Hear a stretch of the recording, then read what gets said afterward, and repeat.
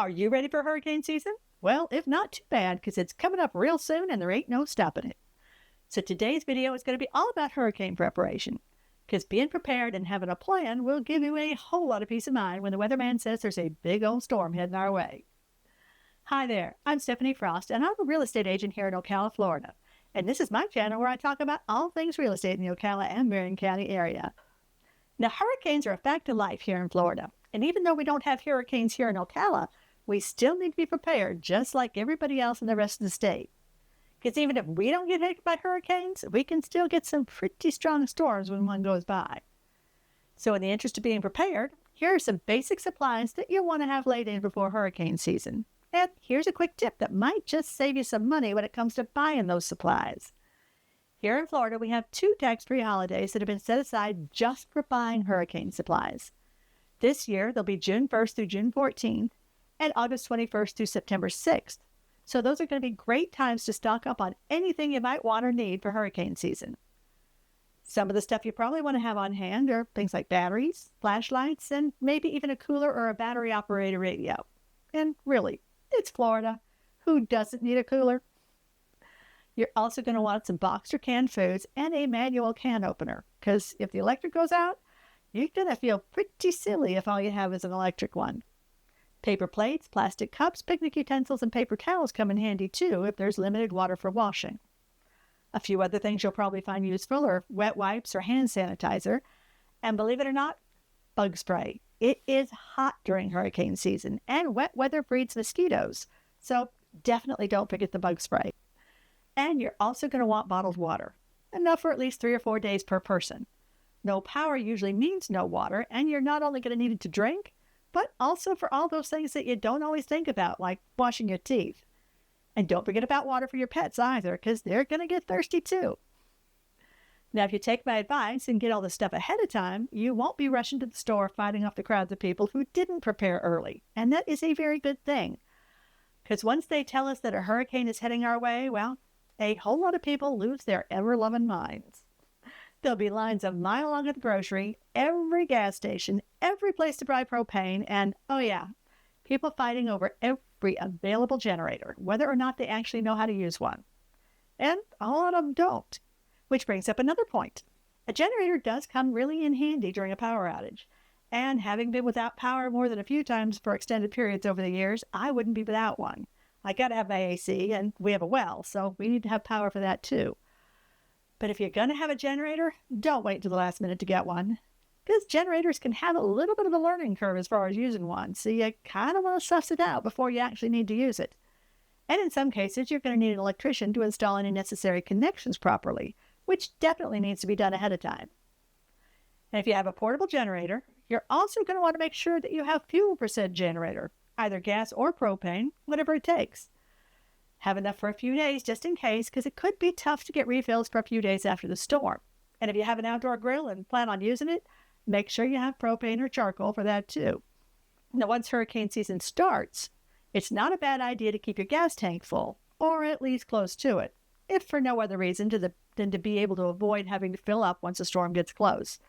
Because like I said earlier, everybody and their brother will be at the gas station filling up everything they can find, which translates into long lines at gas stations and lots of irritable people waiting for gas. Me, I like to avoid that particular scenario if I can. And being a real estate agent, I'm out driving a lot, even when bad weather's heading our way, so keeping my tank full is pretty much a no-brainer.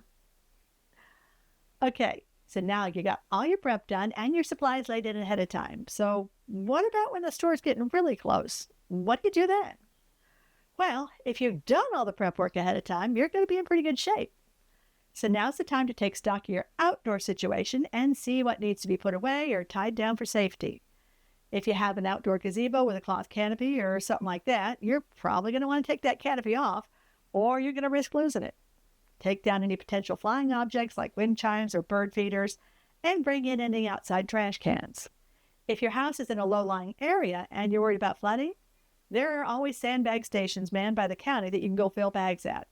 Just in case, fill up anything that'll hold water, like the bathtub or any empty water jugs you got lying around. If the power goes out, you can always use that water for bathing, cleaning, or flushing toilets. If you have room, freeze some of your bottled water and leave it in the freezer. If you do lose power, it'll help keep your frozen foods cold, and you can always drink it when it thaws out. And make sure that you have at least a few days' supply of any medications that you have to take too, so you won't have that to worry about. And again, don't forget about your pets. Make sure they've got all the things they need too.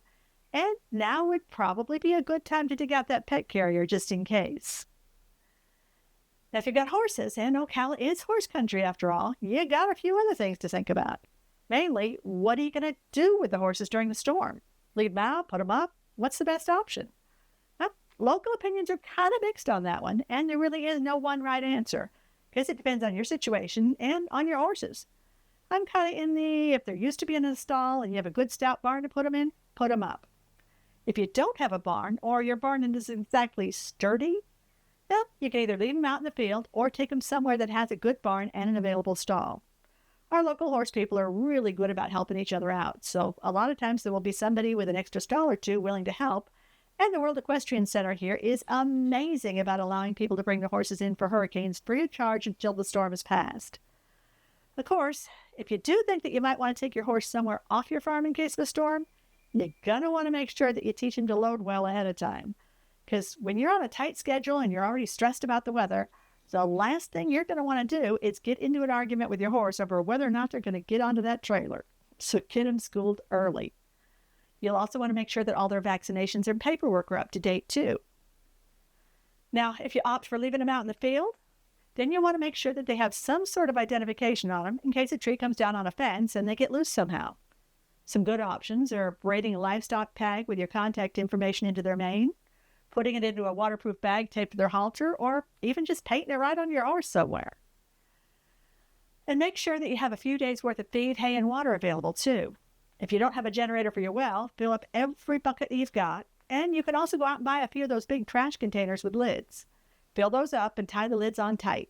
In a pinch, that'll give you enough water for a few days, and the lids will keep any bugs or critters out.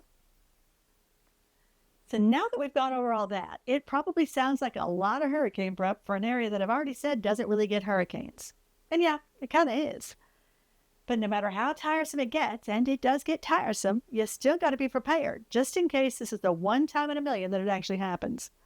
I mean, trust me, it really annoys me spending hours in the summer heat, putting stuff away and tying things down, but I'm pretty darn positive that the very next day I'll be out in the summer heat, putting it all back again. But I still do it. Every single time they tell us to get ready. Because you never know, this could be the one time you're actually right. And seriously, if I had a nickel for every time the forecast said we were just going to get slammed by a hurricane, well, let's just say I'd have a whole lot of nickels. And it hasn't happened yet. But I still get everything ready just in case. And even though we've never gotten a direct hit here, there were a couple times that we did have some pretty bad storms, and after those, a whole bunch of people did lose power for a while. And they had some serious cleanup to do afterwards. But most of the time, we just get some rain and wind like any other storm, and that's about it. And sometimes, depending on how the path shifts, we don't even get that. But you still have to be ready for it, just in case. And just to help out, I put together a handy-dandy little hurricane prep checklist that you can download and keep around as a reminder, along with a guide to what items are included during the tax-free holidays. I'll put the links down there in the comments. And until next time, take care, and I'll see you soon.